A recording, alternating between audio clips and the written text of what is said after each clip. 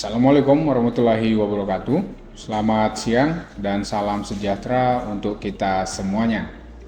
Perkenalkan, saya Charles Hutapea, salah seorang dosen dari Fakultas Ilmu Sosial dan Ilmu Politik Universitas Palangkaraya dari program studi S1 Ilmu Pemerintahan. Perkenankan saya kali ini untuk menjelaskan mata kuliah yang saya ampuh, yaitu mata kuliah pemerintahan daerah dengan metode DIA atau Delivery, Interaction, and Assessment.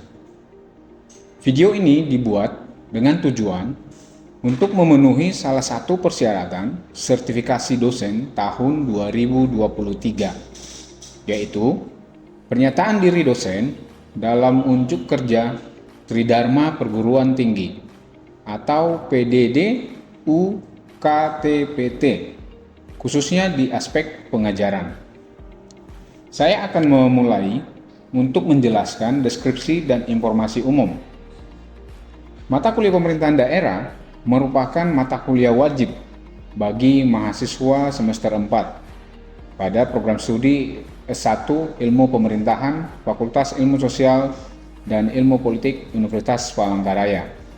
Mata kuliah ini memiliki bobot sebesar 3 SKS teori selama 1 semester ke depan.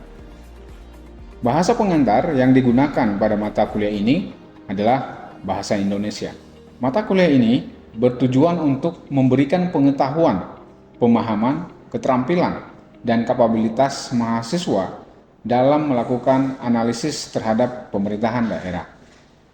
Pada mata kuliah ini akan membahas tentang konsep dan asas-asas penyelenggaraan pemerintahan, lalu desentralisasi dan dekonsentrasi, sistem rumah tangga daerah, dan hubungan kewenangan pemerintah pusat dan daerah, lalu hubungan keuangan pemerintah pusat dan daerah, kemudian hubungan pengawasan pemerintah pusat dan daerah, kemudian kepemimpinan daerah, lokal demokrasi, pembentukan daerah, dan pilkada, dan yang terakhir yaitu ada kerjasama antar daerah. Capaian pembelajaran lulusan atau CPL program studi S1 Ilmu Pemerintahan yang dibebankan pada mata kuliah ini adalah mampu menerapkan pemikiran logis, kritis, sistematis, dan inovatif dalam konteks pengembangan dan implementasi ilmu pengetahuan dan teknologi yang memperhatikan dan menerapkan nilai humaniora yang sesuai dengan bidang keilmuannya. Kemudian menguasai konsep teoritis ilmu pemerintahan, kepemimpinan pemerintahan, etika, dan komunikasi pemerintahan. Capaian pembelajaran mata kuliah atau CPMK pada akhir perkuliahan ini adalah mampu berbicara di depan publik dan meyakinkan publik dalam program kegiatan pemerintahan. Lalu, mampu melakukan pemetaan masalah dan potensi masyarakat, kemudian menyusun perencanaan berbasis kebutuhan ataupun kepentingan masyarakat. Mampu menuangkan gagasan atau ide bagi pengembangan penyelenggaraan pemerintahan di berbagai media sosial yang sesuai. Kemudian, menguasai konsep teoritis bidang pengetahuan dan keterampilan pemerintahan secara umum dan konsep teoritis bagian khusus dalam bidang pengetahuan dan keterampilan tersebut secara mendalam. Kemudian, mampu mengaplikasikan konsep dasar dan kerangka analisa pengetahuan dan keterampilan pemerintahan secara interdisiplin. Dan yang terakhir dia harus mampu melakukan analisis kondisi nasional, regional, dan global tentunya. Kemudian, referensi yang digunakan di mata kuliah pemerintahan daerah adalah beragam. Di antaranya ada e-book tentang beberapa pemikiran tentang otonomi daerah, decentralization and development, dan organization theory and local government, the new local government. Lalu ada buku Otonomi dan Pemerintahan Daerah. Dan masih ada beberapa sumber pustaka yang bisa dijadikan referensi di mata kuliah ini. Sistem pembelajaran di mata kuliah pemerintahan daerah dilaksanakan secara sinkronus dan asinkronus dengan menggunakan metode pembelajaran aktif yang mengutamakan peran dan keaktifan mahasiswa dalam proses pembelajarannya, yaitu pembelajaran kolaboratif, diskusi kelompok, penugasan berupa studi kasus melalui LMS Universitas Palangkaraya. Pembelajaran mata kuliah pemerintahan daerah ini dilakukan selama kurang lebih 16 pekan, di mana 7 pekan pertama adalah sebelum ujian tengah semester atau UTS, lalu pekan UTS, lalu 7 pekan berikutnya sebelum ujian akhir semester atau UAS, dan selanjutnya pekan UAS.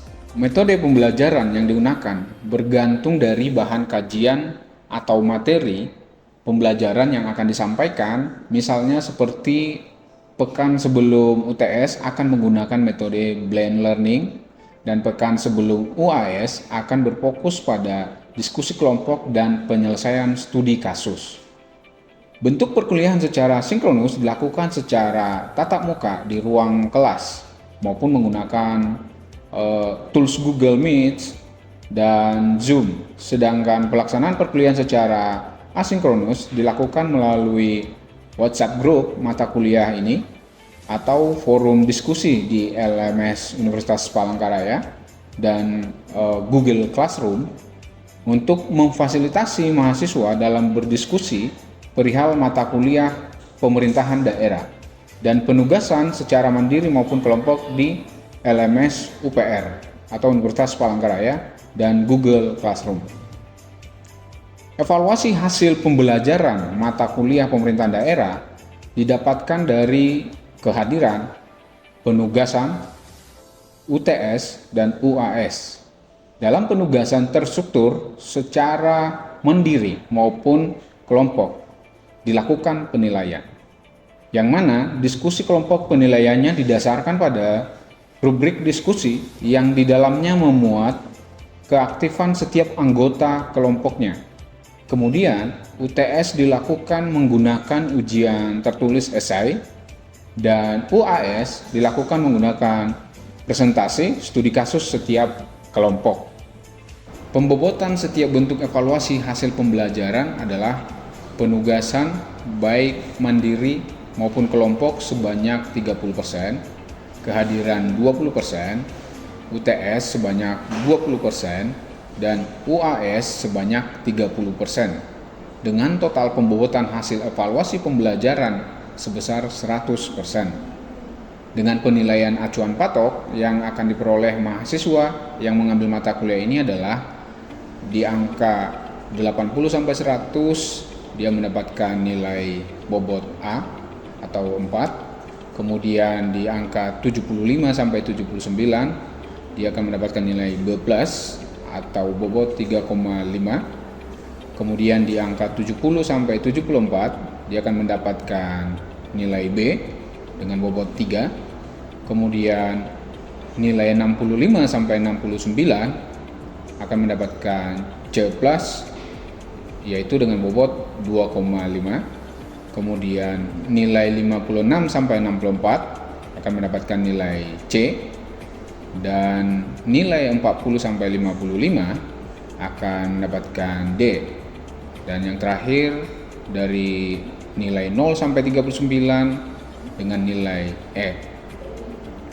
Demikian informasi yang bisa saya sampaikan mengenai mata kuliah pemerintahan daerah untuk mahasiswa program studi S1 Ilmu Pemerintahan Fakultas Ilmu Sosial dan Ilmu Politik Universitas Palangkaraya.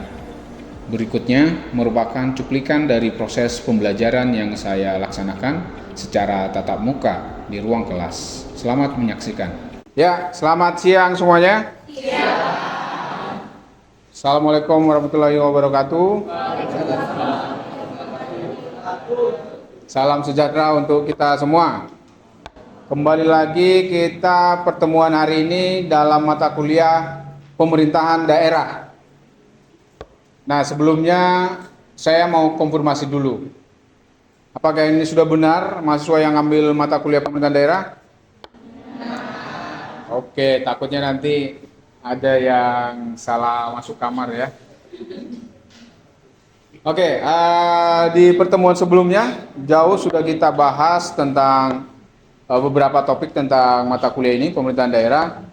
Oke, jadi kita mulai dari pembentukan daerah otonom. Pertemuan kita hari ini, di siang hari ini. Masih semangat ya?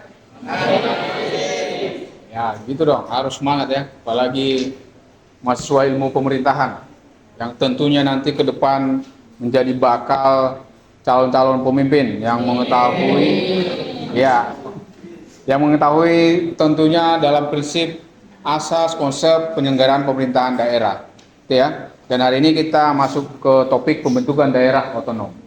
Oke, sebelum saya lanjutkan, ketika teman-teman mendengarkan pembentukan daerah otonom, berangkat dari pertemuan-pertemuan kita sebelumnya, apa yang teman-teman ketahui?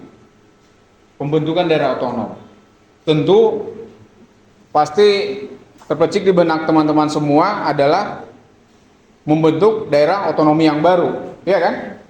Nah, seperti halnya banyak dengan berangkatnya dari undang-undang tentang pemerintahan daerah, undang-undang nomor berapa? Undang-undang nomor 23 tahun 2014 ya, tentang pemerintahan daerah ya. Nah, di pertemuan kita hari ini kita melihat mengelaborasi secara teoritis konsep pembentukan daerah otonomi itu, apakah dia hanya memekarkan daerah-daerah otonomi baru atau ada sesuatu konsep yang memang diberi secara legal oleh konstitusi bahwa daerah otonomi yang sudah tidak mampu bisa saja dihapuskan kewenangan itu. Nah, hari ini akan kita bahas dalam topik ini, gitu ya. Perhatikan. Nah, yang pertama kita lihat pembentukan daerah otonom, kemudian penyerahan urusan pemerintahan kepada daerah otonom. Nah, yang pertama kita lihat untuk elemen desentralisasinya itu dari pola pembentukan daerah otonom. Pembentukan daerah otonom itu kemudian berangkat melihat penyerahan urusan pemerintahan kepada daerah otonom. Anda bisa lihat di slide kita. Dalam teori pembentukan daerah otonom secara simultan ini merupakan kelahiran status otonomi. Oke? Jadi itu dari 3 konsep dari punya teoretisi C.J. Frederick ya, bagaimana pembagian kekuasaan teritori itu. Nah, ini secara grand teorinya, itu teori yang melahirkan daerah-daerah DOB, daerah otonomi baru. Oke? Nah, kemudian nanti kita akan bahas bagaimana melihat teori itu, apakah dalam ranah pembentukan, pemekaran, kemudian perluasan. Oke? Nah, Anda bisa perhatikan desentralisasi dan daerah otonomi itu tadi beberapa syaratnya itu ya, dan beberapa prakondisi dan kondisi di dalam membentuk daerah-daerah otonomi baru itu. Tadi ini sambungannya, masyarakat yang menuntut otonomi melalui desentralisasi menjelma menjadi daerah otonom. Kemudian sebagai satu kesatuan masyarakat hukum yang berwenang mengatur dan mengurus urusan pemerintahan. Kemudian menurut prakarsa sendiri berdasarkan aspirasi masyarakat. Jadi kalau kita mengacu dalam grand teori tadi, Anda harus perhatikan suatu negara itu, bentuk negaranya itu apa? Apakah dia unitarian? Apakah dia federal? Nah, itu akan berimplikasi pada pola pelaksanaan otonominya. Seperti ini. Anda perhatikan. Indonesia bentuk negaranya apa? Negara kesatu? Ya. Anda bisa perhatikan komparasinya. Kalau kita komparasikan bentuk negara, Unitarian atau kesatuan, ya. Nah, di sini negara kesatuan, prinsip relasi kewenangan dari pemerintah pusat kepada daerah yang diberikan kewenangan otonom, yaitu tadi kalau kita pinjam istilahnya Frederick tadi, dia distribution of power, pembagian kekuasaan. Oke. Nah, yang namanya distribusi of power, pembagian kekuasaan, yang namanya berbagi, ya kan? Tentu ada yang menjadi sebagian haknya si pusat, sebagian menjadi kewenangannya si daerah. Nah, dengan prinsip pembagian kekuasaan tersebut, ini di Indonesia melahirkan beberapa model otonomi. Ini memperkuat grand teorinya ya, sebelum kita masuk dalam teori pembentukan daerah otonomi tadi. Apakah dia dalam pola annexation, apakah dia dalam pola amalgamation, apakah dia dalam pola separation. Prinsip relasi kewenangan punya negara yang bagaimana bentuk pemerintahannya itu adalah kesatuan. Itu ada otonomi luas. Yang kedua, ada namanya otonomi khusus. Dan yang ketiga ada namanya otonomi terbatas. Oke. Nah, ini model otonomi di negara kesatuan, khususnya negara Indonesia. Itu implikasinya berangkat dari prinsip relasi kewenangan tadi, teman-teman. Jadi ini akan sangat menarik nanti kalau ada teman-teman yang menarik pada bidang ini, menarik lebih spesifik tentang penyelenggaraan pemerintahan daerah menjadi tugas akhirnya nanti. Bisa ditarik dari model otonominya, bisa ditarik dari prinsip. Nah, oke, kembali ke grand teorinya tadi. Nah, tadi perbandingannya itu di negara federal tahu ya, serikat, ya, seperti Amerika Serikat punya beberapa negara bagian. Sehingga dalam prinsip kewenangan wilayah yang diberi kewenangan secara otonom, dia mandiri secara penuh, tidak abu-abu ya, menurut saya kalau kita kaji dalam ranah negara federal. Kenapa? Karena prinsip kewenangannya itu antara pemerintahan sentralnya dengan pemerintahan bagiannya itu jelas. Dia seperti pemisahan kekuasaan. Oke? Kan di sini bedakan. Di sini pembagian, di sini pemisahan. Beda kan? Jadi karena dia benar-benar dipisahkan, tentu model otonominya hanya satu. Jadi otonominya di sini, model otonominya otonomi penuh. Jadi dia penuh di dalam melaksanakan kewenangan otonominya. Nah, itu perbandingannya secara teori ya. Jadi menguatkan beberapa pertemuan kita yang lalu, kita fokusnya di sini, bentuk negara kesatuan dalam melihat pembentukan daerah otonomi itu. Oke ya. Jadi kemudian kalau kita melihat beberapa kondisi ataupun sebagai syarat ya, tentu di dalam pemekaran atau pembentukan daerah otonomi itu ya dari beberapa aspek yang dinilai oleh pemerintah pusat sudah ditentukan di undang-undang itu ya. Di Undang-Undang 23 tahun 2014. Jadi dia harus melalui beberapa proses tahapan. Jadi contohnya di pemekaran daerah. Di pemekaran daerah dilakukan melalui tahapan daerah persiapan. Misalnya provinsi. Jadi provinsi induknya ini bersamaan dengan Dewan Perwakilan Rakyat Daerah ini harus bersepakat bersama memang setelah memenuhi syarat administrasi tadi menjadi daerah otonomi baru. Oke ya. Mohon izin Pak. Ya, terkait tadi ada Bapak sempatkan menyentil pemekaran provinsi baru, Provinsi Barito Raya. Di sana kan terkesan kebetulan saya orang Raya asli. Di sana banyak perusahaan. Apakah perusahaan tersebut berpengaruh atau berdampak positif atau negatif terkait pemekaran provinsi tersebut? Sekian, Pak. Nah, pasti ini suatu yang bisa dikatakan berdampak tidak terlalu signifikan. Karena kenapa? Saya katakan tidak terlalu signifikan. Karena di satu sisi dia proses perusahaannya itu sudah berjalan, ya kan? Dia hanya ke pengakuan terhadap legalisasi teritorinya saja, bahwa dia ada dalam kendali pemerintahan provinsi yang mana. Kan ada pergeseran di situ saja. Jadi tidak terlalu signifikan dampaknya, apakah menguntungkan atau merugikan perusahaan. Tetapi yang menjadi soal adalah dalam pemekaran itu tentu banyak dukungan dari perusahaan-perusahaan yang diamanatkan melalui para elit lokal. Itu dia. Gimana? Oke.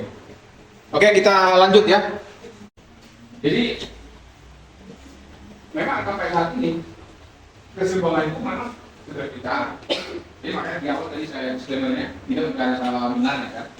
Jadi memang secara pelaksanaan prinsip penyelenggaraan pemerintahan itu dalam hal development, empowering, public service, ya kan, pembangunan, pemberdayaan dan pelayanan publik, dia akan terasa akan lebih cepat, efisien ketika digitalisasi itu otomatis memuat kan gitu.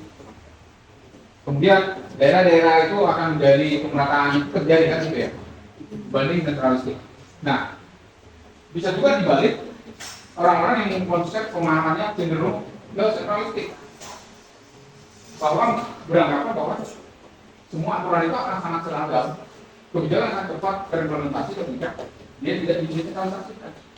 Dari sosial prinsipalnya,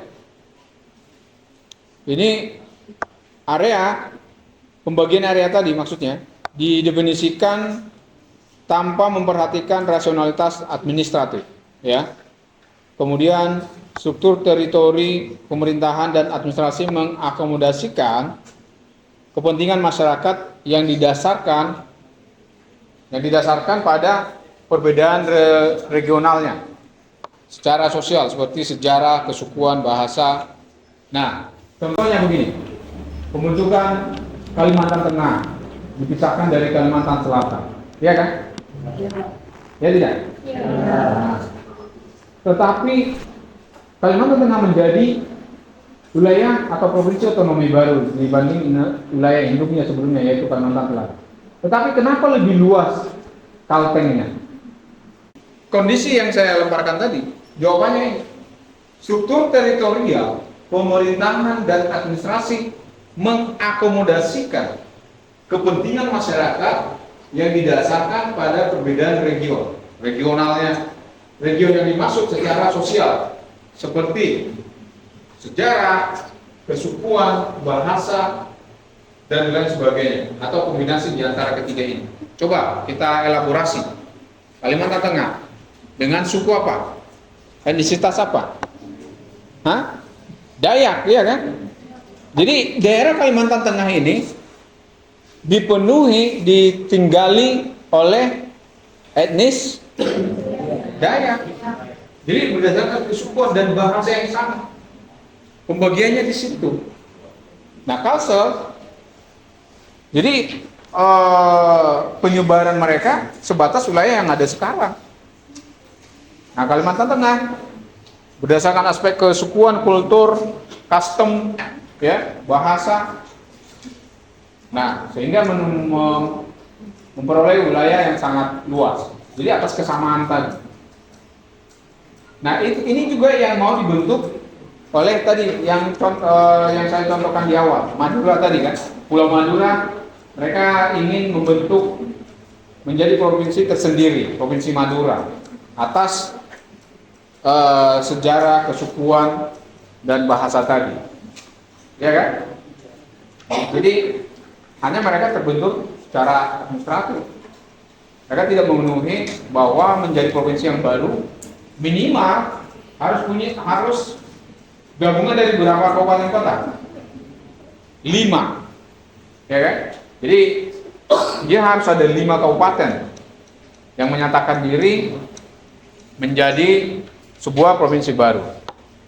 Oke, jadi ini materi dari pembentukan daerah otonomi tadi sudah kita bahas secara teoritis, aspek teknisnya, pembentukannya, kemudian beberapa prinsip efektivitasnya, prinsip manajerialnya, ya, dan lain sebagainya. Nah, sebelum kita akhiri pertemuan ini dan ada nanti tugas kelompok ya. Apakah ada pertanyaan atau sudah sangat jelas? Jelas ya? Ya, tepuk tangan dulu kalau jelas.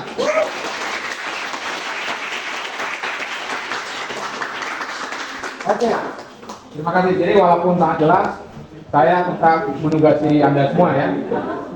Jadi nanti silakan dibagi untuk topik ini. Ya, khusus untuk topik ini dibagi menjadi 10 kelompok. Ya, jadi nanti kita akan buat perdebatan dalam topik pembentukan daerah otonomi. Jadi, oke. Kemudian hal-hal yang penting tadi sudah semoga bermanfaat dan semoga dicatat ya, karena akan verifikasi pada pertemuan-pertemuan selanjutnya. Oke ya, ada yang mau disampaikan? Oke, kalau tidak ada, cukup sampai di sini pertemuan kita hari ini. Semoga bermanfaat dan semoga tugas-tugasnya dituntaskan dan referensinya diperkuat ya. Bisa menggunakan berbagai macam literatur yang sudah kita sampaikan melalui RPS ya, tentang pembelajaran semester. Nanti dibaca di sana, diambil lagi referensinya ya, yang saya sampaikan di RPS tersebut. Oke, baik. Terima kasih atas partisipasi dan keaktifan teman-teman semua. Semoga kita semangat dan sehat selalu dan selalu bersemangat dalam studinya.